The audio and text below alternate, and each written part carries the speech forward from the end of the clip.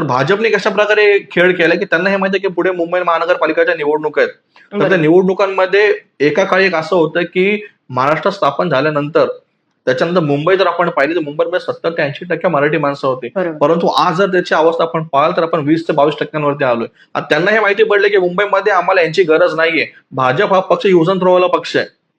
त्यांना कळलं की त्यांना आज मराठी माणसांची गरज नाही. त्या बरोबर. कारणास्तव त्यांनी काय केलंय, आज मराठीपेक्षा आपल्याला इतर महत्वाचे आहेत. बाहेरून आलेले बाहेरून आलेले लोक लोकांना त्यांना त्यांचा जास्त आपल्याला पाठिंबा त्यांना पाहिजे. त्यांना जास्त पाठिंबा त्यांच्या गरज त्याच्यामुळे त्यांनी काय केलं, मराठी माणसांना ह्याच्यामध्ये त्यांनी डावळलं. आणि मराठी माणूस कसं, मराठी माणूस भावनिक आहे.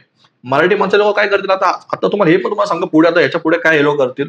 आता हा विषय चालू आहे मराठीचा. त्यांना जर असं समजलं नाही की ना मराठी माणूस आपल्या विरुद्ध कुठे ना कुठे चाललंय, तर ह्याच्यामध्ये लोक हिंदू मुस्लिम ऍड करतील. ह्यांनी काय काय यांचे माणसं प्लान करून ठेवलेत म्हणजे किंवा कुठेतरी हा विषय जातीवादाचा विषय सुद्धा होत आता यांना चाललाय. जेव्हा असं समजलं नाही की आता मराठी माणूस आपल्यापासून तुटतोय, मराठी बरोबर. मतदार आपल्यापासून लांब जातोय, ते लोक त्यावेळी काय करतील, हे लोक त्यावेळी धर्मामध्ये आणतील. ज्या प्रकारे नितेश राणेंनी स्टेटमेंट दिली की तुम्ही त्या टोपीवाल्यांना विचारा, तुला काय करायचंय,